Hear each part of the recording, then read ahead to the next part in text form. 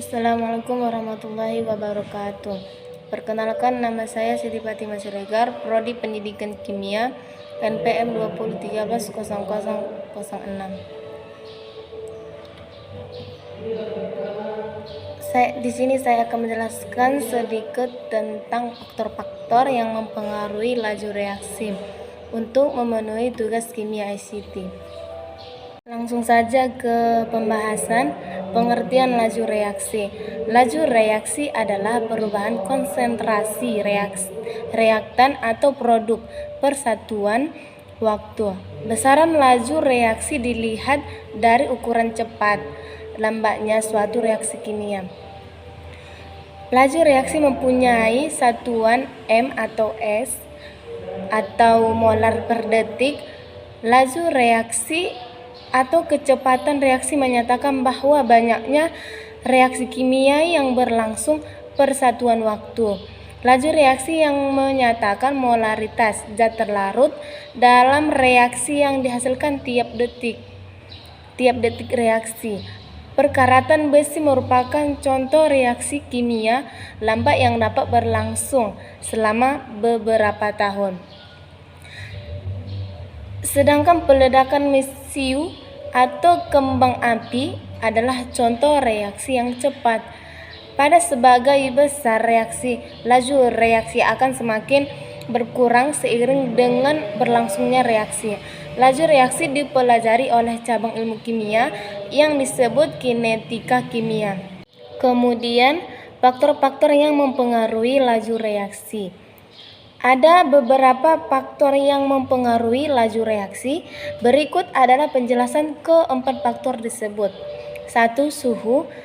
Partikel-partikel dalam zat selalu bergerak. Jika suhu zat dinaikkan, maka energi kinetik partikel-partikel akan bertambah sehingga tumbukan antar partikel akan mempunyai energi yang cukup untuk melampaui energi pengaktifan. Hal ini akan menyebabkan lebih banyak terjadi tumbukan yang efektif dan menghasilkan reaksi. 2. Konsentrasi. Konsentrasi merupakan salah satu faktor yang dapat mempengaruhi laju reaksi. Semakin besar konsentrasi zat yang bereaksi, maka semakin cepat reaksi tersebut berlangsung. Yang ketiga, luas permukaan. Faktor kedua yang mempengaruhi laju reaksi adalah luas permukaan. Sama halnya dengan konsentrasi, bahwa semakin luas permukaan bidang sentuh, maka reaksi yang berlangsung akan semakin cepat. Dengan kata lain, semakin besar laju reaksinya. Hal ini dikarenakan saat luas permukaan bidang sentuhnya luas, maka akan semakin banyak pula partikel atau molekul yang bertumbukan secara efektif. Sebaliknya, jika luas permukaannya kecil, maka laju reaksinya akan semakin kecil karena partikel atau molekul yang bertumbukan secara efektif semakin sedikit. Yang keempat, katalis. Katalis merupakan suatu zat yang memiliki kemampuan untuk membantu jalannya suatu reaksi kimia. Jumlah katalis pada awal dan akhir reaksi akan tetap sama. Sedangkan energi aktivasi sendiri adalah energi minimum yang harus dicapai oleh suatu senyawa kimia untuk melakukan atau bereaksi secara kimia. Selanjutnya, persamaan laju reaksi. Laju reaksi menyatakan perubahan konsentrasi zat-zat yang terlibat dalam reaksi persatuan waktu.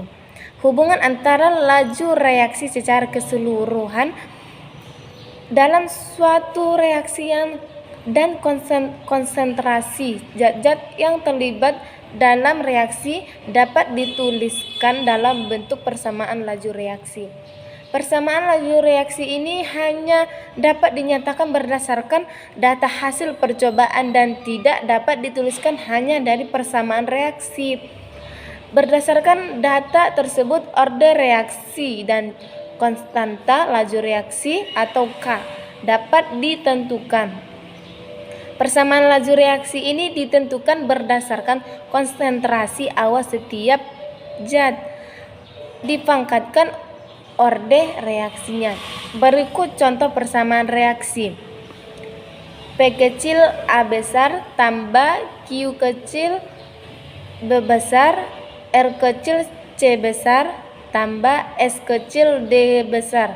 Persamaan laju reaksi ini kita lihat rumusnya di dalam PPT. Selanjutnya rumus laju reaksi. Rumus atau persamaan yang digunakan pada laju reaksi merupakan persamaan Arrhenius yang ditemukan oleh Svante Arrhenius pada tahun 1889 yang menyatakan hubungan antara konstanta laju reaksi, suhu, energi, aktivasi, dan faktor tumbukan molekul dalam senyawa tersebut. Persamaan Arrhenius ada dua macam, yang penggunaannya tergantung dengan data E besar A kecil atau energi aktivitas yang dimiliki.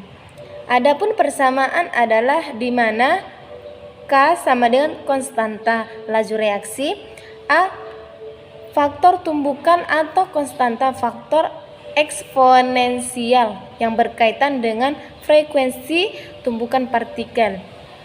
E besar A kecil energi aktivasi atau satuan Z mol pada persamaan 1 dan Joule pada persamaan 2. R besar konstanta gas ideal.